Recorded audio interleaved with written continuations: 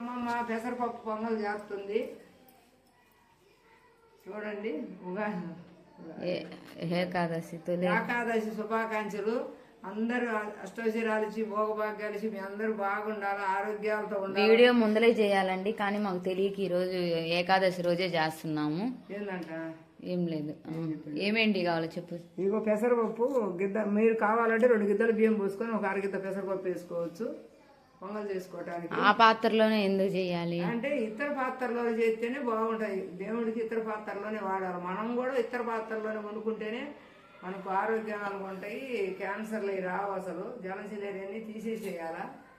అందుకే అమ్మమ్మ చెబుతా ఇంత పొంగల్ చేసుకోవాలా. ఇట్లా గిద్దన 2 గిద్దలు బియ్యం పోసుకోండి, ఒక 1 కిలో బెల్లం వేసుకోండి, కొంచెమే పెసరపప్పు వేసుకోండి, 4 గింజలు వేసుకున్నాం. ఏమో వడపప్పుకు పానకం కూడా చేస్తాను, మళ్ళా పానకం కూడా చేస్తాను. వడపప్పు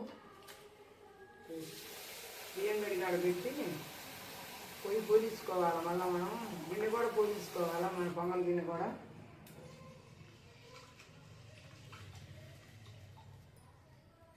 పండగ రోజు పని ఎక్కువ ఉంటుంది. మళ్ళీ పొంగల్ పూజ చేసుకున్నాక గుళ్ళకి పోయి వస్తాను.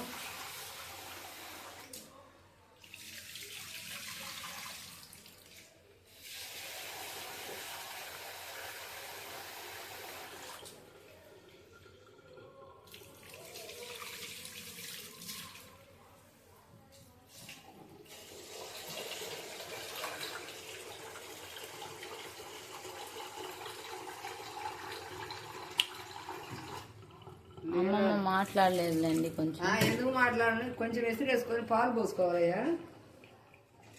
అంటే పచ్చి పాలే పోస్తారా?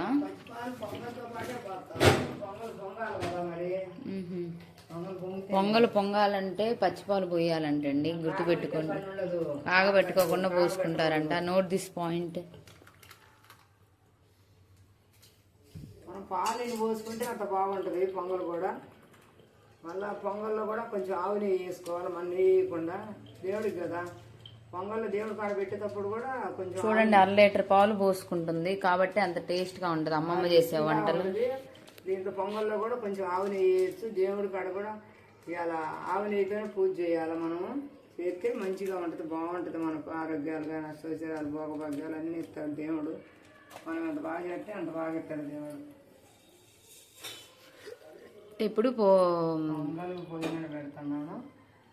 పసుపు కుంకుమ రాయాలి కదా గ్యాస్కా.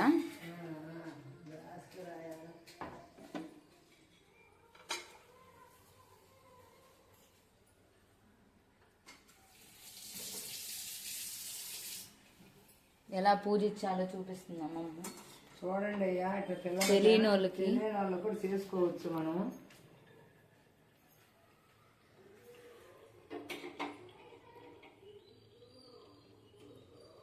ఫస్ట్ గిన్నె పూజించుకోవాలా? గిన్నె పూజించుకున్నా తర్వాత పొయ్యి పూజించుకోవాలా. ఏమన్నా అమ్మమ్మకి తెలియపోయినా మీరు చెప్పొచ్చండి. అమ్మమ్మకి తెలియకపోతే మీకు తెలిస్తే చెప్పండి, ఇబ్బంది ఏమీ లేదు. పెద్దదాన్ని కదా, నాకేం తెలిసి తెలియకుండా ఉండొచ్చు.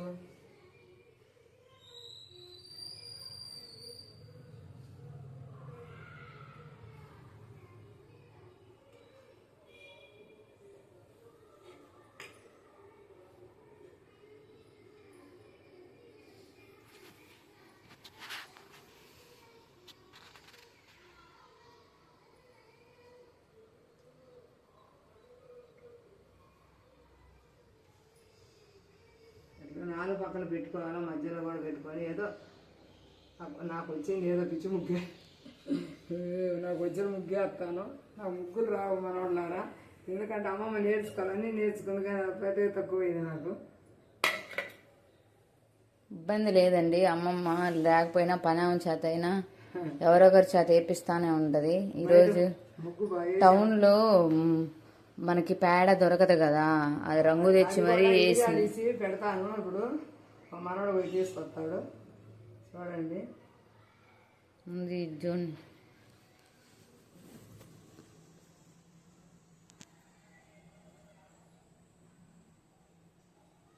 ఫస్ట్ పసుపు కొంచెం అలా పెట్టుకొని చెప్పు. పసుపు పెట్టుకోవాలి. ఇట్లా పసుపు పెట్టుకున్నాకనే కుంకుమ పూజ చేయాలా.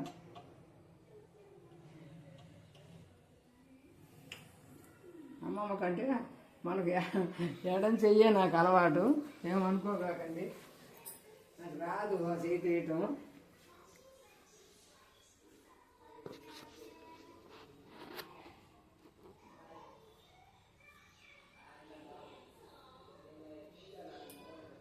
అమ్మమ్మ ఎడం చేతి వాటం అండి, ఏమనుకోవద్దండి మీరు. అంటే అమ్మమ్మ ఇట్లా చేస్తుంది అనుకోకండి, ముగ్గు ఒకటి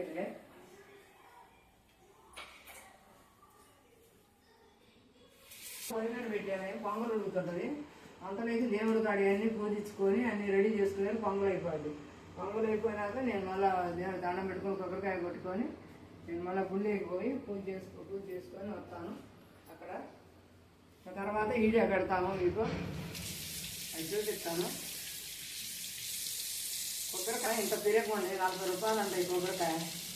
అమ్మాయి ఇంత కొబ్బరికాయ కొట్టకపోతే ఏమైంది అంటుంది. దేవుడి కొబ్బరికాయ కొట్టాలి కదా, పండుగలప్పుడు, శుక్రవారాలప్పుడు, శనివారం అప్పుడన్నా కొట్టుకోవాలి. ఆ పొంగలే ఉడికేది చెప్పు, ఉడుకుతుంటదయ్యా పొంగలు. మూత పెడతాను, మూత పెట్టుకోవాలి. మూత పెట్టుకుంటేనే పొంగుద్ది, 4 పక్కల పొంగితే ఇట్లా కొంచెం పొంగినాక మూత తీసేయచ్చు. మనము పొంగాల 4 పక్కల పొంగుద్ది, అది తర్వాత మనం చూసుకోవచ్చు. సాయంత్రం ఇప్పుడు అట్లా పొంగుద్ది అనమాట. ఆ పొంగినాక మూత తీసి ఇట్లా పెట్టుకొని గడ్డ పెట్టి కలపెట్టుకోవచ్చు. అప్పుడు యాలక్కాయలు ఎన్ని వేసుకోవచ్చు, మనం బాగుంటుంది. ప్రాసెస్ చూపిస్తుంది.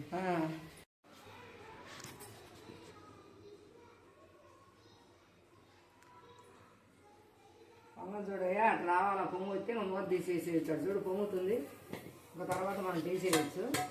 తీసేసి ఉడుకుతుంది. మనం జీడిపప్పు, యాలక్కాయలు ఎన్ని వేసుకోవచ్చు మనం ఉంటే.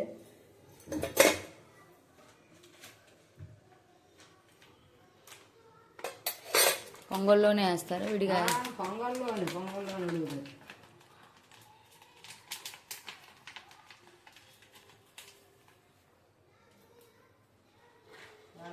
బెల్లం కొట్టేసి వేయచ్చు. ఇప్పుడేనా అన్నీ వేసేది ఒకేసారి? ఉడికి సరిసంగా ఉడికినాక అన్నం, యాలక్కాయలు, బెల్లం వేసేస్తాము. అంతలోకి పూజకు రెడీ చేసుకుంటుంటా. యాలక్కాయ కూడా వేసాను, బెల్లం సార్లే 1/4 కిలో వేసాను. 300 గ్రాములు వేసుకోండి, మీకు సరిపోద్ది బెల్లము. కొన్ని బెల్లం, యాలక్కాయ దంచి వేసుకోవాలంట.